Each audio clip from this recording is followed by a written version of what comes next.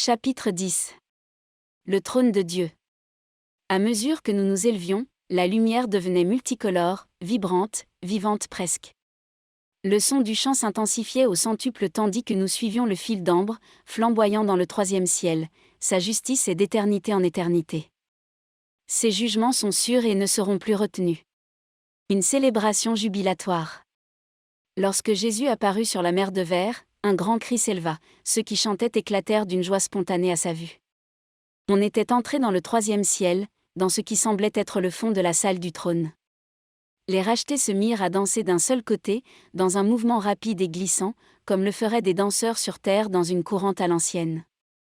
Les mouvements étaient vigoureux et joyeux.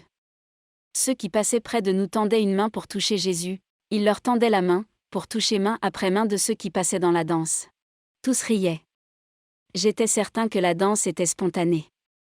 Les rachetés dansaient par la puissance du Saint-Esprit, des milliers et des milliers de personnes guidées par l'Esprit lui-même.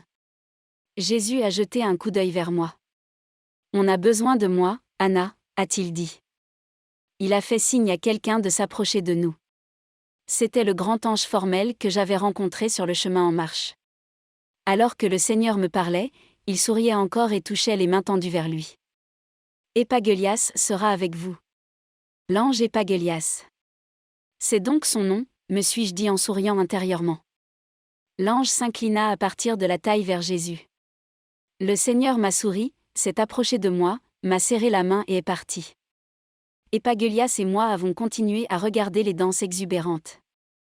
Tu es venu à un moment joyeux, a dit Epagélias. Pourquoi ? J'ai demandé. Il a répondu. Nous nous réjouissons chaque jour pour ceux qui sont récemment entrés dans le royaume, mais cette célébration est une réponse à la proclamation de votre Père qu'un grand rassemblement est sur le point de commencer.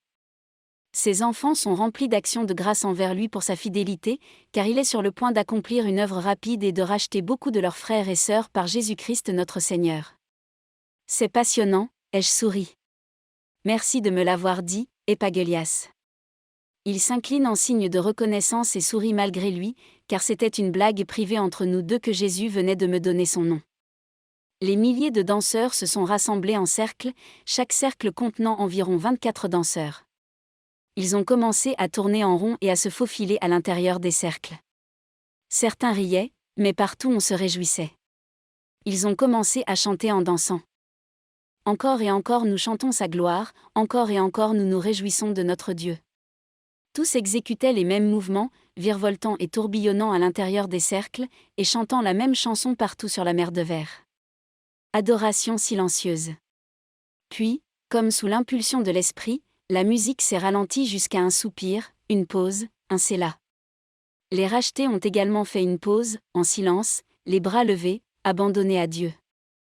Je me suis souvenu du psaume 65, où il est dit, « Devant toi, le silence se fait. » La louange en Sion, ô Dieu. Un culte silencieux. Après une longue pause, une mélodie lente et majestueuse a commencé. En plus de la tonalité des instruments que je reconnaissais, une partie de la musique était jouée sur des instruments que je n'avais jamais entendus. Peut-être étaient-ils issus d'autres cultures ou de conceptions anciennes. En harmonie avec la musique instrumentale, il y avait un autre son agréable. Ce n'était pas un chant, et il n'était pas joué par des musiciens. Qu'est-ce que c'était ? Danse d'adoration. Les rachetés ont répondu à la musique en entamant une majestueuse danse d'adoration. Les mouvements étaient royaux et nobles, et ils les exécutaient avec beaucoup de soin et d'intensité. La pavane est peut-être la danse sur terre qui ressemble le plus à cette adoration des rachetés. J'ai senti qu'ils dansaient pour exprimer leur respect. Leur danse était un hommage. Le changement de rythme m'a permis de reprendre mes esprits. Le trône de Dieu. La salle du trône était aussi brillante de lumière que le royaume de Satan avait été sombre. La surface sur laquelle les rachetés dansaient était un pavé de lumière qui ressemblait à un bleu translucide. La surface était aussi immense qu'une grande place. À l'extrémité de cette vaste mer se trouvait une lumière blanche éblouissante, au centre de laquelle se trouvait le trône de Dieu. Une grande envie monta en moi, et un murmure s'échappa involontairement, « Papa ». Sa présence m'attirait avec les cordons de l'amour. Epagélias m'a regardé et a souri. L'être du Père se manifeste par une lumière d'une blancheur indescriptible. Sa gloire incréée rayonne vers l'extérieur dans toutes les directions pour former une grande sphère de couleurs impressionnantes. À une distance considérable, ce rayonnement ressemble à un œil dont la pupille est d'un blanc éblouissant. Peut-être la sphère est-elle due à la réflexion sur la mer de verre. Je ne saurais le dire. Mais je me suis souvenu que l'Église primitive avait souvent des mosaïques ou des fresques de l'œil de Dieu dans ses bâtiments. Debout sur la mer de verre, je me suis demandé s'il cherchait à dépeindre la gloire du Père ainsi que son omniscience. La splendeur de sa personne rayonne en bandes de couleurs, comme un arc dont les teintes se mélangent du blanc au jaune, alors rougeâtre de la Shekinah, et ainsi de suite à travers le spectre de couleurs des rouges, des violets, des bleus, et se terminant par le vert. L'arc-en-ciel sur terre est un type de l'arc de mon Dieu. Se rapprocher du trône. Transfixé, j'étais perdu dans l'émerveillement de lui. Epagélias a touché mon épaule pour attirer mon attention sur ce qu'il s'apprêtait à dire. « Viens avec moi », a-t-il dit, et il a commencé à se diriger vers la zone du trône. Nous avons commencé à passer à travers ceux qui adoraient, nous esquivant parfois sous le bras d'un danseur alors que nous avancions. La lumière dans laquelle nous entrions a commencé à s'intensifier, ainsi que le sentiment de puissance. À mesure que nous nous rapprochions du trône, le rayonnement ressemblait davantage aux vagues de lumière des aurores boréales, lorsqu'elles forment un arc de lumière dans le ciel. La lumière flamboyante n'était pas aveuglante, comme le serait le soleil terrestre si vous le regardiez. On pouvait faire l'expérience de cette lumière, la sentir et même la regarder. Louanges angéliques. Des milliers d'anges tournaient au-dessus de la zone du trône, et des milliers d'autres semblaient arriver pour les rejoindre. Un nombre incalculable d'anges se trouvait déjà dans l'arc de la couronne autour du trône. Chaque groupe portait la couleur de sa teinte particulière. Ils émettaient des sons musicaux en volant à différents niveaux, à différentes vitesses et selon différents motifs. De même qu'un bâton qui tourbillonne peut produire un son différent, de plus en plus aigu ou fort selon la vitesse à laquelle on le fait tourbillonner, de même ces anges, dans leur vol, produisaient divers sons de louange. Les sons que produisait leur vol étaient différents du chant ou du jeu d'instruments. Ce devait être le son musical dont je n'avais pas pu déceler l'origine auparavant, rare dans sa beauté. Il semblait être incroyablement heureux, nageant, pour ainsi dire, dans la gloire de Dieu. Je ressentais moi aussi cette joie. L'éternité ne serait pas assez longue pour le louer et recevoir de lui sa joie en retour. Parfois, certains anges volaient ensemble, produisant un son différent de celui de ceux qui volent d'une seule couleur. 1. Avec la louange. Les mélodies, comme la lumière dans la salle du trône, me traversaient. La musique de louange entrait en moi et passait à travers moi, et je devenais un avec le son. C'était comme si je devenais la louange. Je me suis souvenu que, dans le livre des psaumes, David a dit « Mais moi, je suis prière », c'est-à-dire qu'il était la prière. Il en va de même pour la louange dans la salle du trône.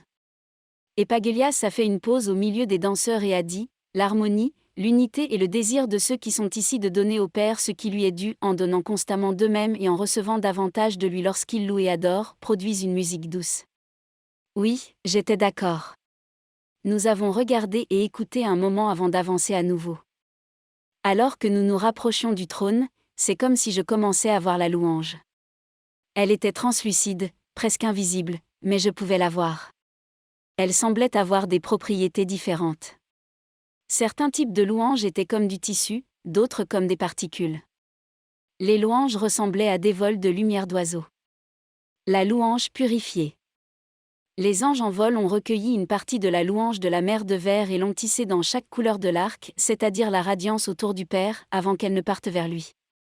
Certaines louanges allaient vers un petit autel sur lequel il semblait y avoir des charbons ardents. Je me suis demandé pourquoi certains allaient d'un côté et d'autres d'un autre. Epagélias a répondu à cette question non formulée. Certaines louanges sont déjà en harmonie avec les louanges célestes, mais certaines doivent passer par le feu, a-t-il dit. Des anges de sa présence. Des êtres angéliques en lavande pâle se trouvaient à ce petit autel. Leurs robes étaient brodées de pourpre profond et d'or sur les manches et l'ourlet, et elles étaient liées par des gaines d'or. Les paumes de leurs mains étaient également teintées de la couleur pourpre. Je sentais qu'ils devaient être des anges de sa présence. Ils prenaient grand soin de tout ce qui allait au Père. Il y avait une délicatesse dans la manipulation de ce qui lui appartient, comme un berger encourageant et assistant un agneau nouveau-né. qu'il s'agisse d'être tissé dans l'harmonie angélique au sein de chaque couleur de la radiance, ou comme un pigeon voyageur, attiré dans les charbons du petit autel, tout va à lui. Rien n'est emporté ni volé. L'entrelacement. Je suis devenue plus consciente de l'agréable parfum qui entoure la zone du trône et de l'entrelacement des sons, des couleurs et des odeurs. Ces éléments ne peuvent pas être tissés ensemble sur Terre comme ils le sont ici au ciel. En bas, nous pouvons les expérimenter simultanément, mais en haut, ils semblent avoir les mêmes propriétés. C'est plutôt comme de l'eau versée dans de l'eau. L'eau, ayant les mêmes propriétés, peut être mélangée. Il en va de même ici avec le son, la lumière et le parfum. Il semble étrange de voir le son, d'entendre la couleur et que l'odeur est une qualité tangible. Pourtant, au ciel, tout cela semble naturel, juste et même évident. Les 7 grandes flammes. Il y avait 7 grandes flammes de feu, 7 torches, devant le trône. Epagélias dit, ce sont des manifestations du Saint-Esprit. Elles brûlent continuellement devant le trône. Ils se révèlent ici, en haut et sur la terre. L'agneau les incarne, et l'Esprit prend possession de lui. Parmi les armées célestes créées, les séraphins, qui brûlent dans la sainteté, ressemblent le plus à ces lampes de l'Esprit. Ils brûlent en haut, et les lampes brûlent devant le trône. Séraphins. J'ai levé les yeux pour voir des êtres célestes brûlant juste au-dessus de la lumière la plus intense du trône. Chacun avait 6 ailes. De temps en temps, je pouvais voir leur visage ou le mouvement de leurs ailes. Ils brûlaient comme des torches. D'eux sortait la musique la plus douce et la plus pure que j'ai jamais entendue. Les 24 vieillards.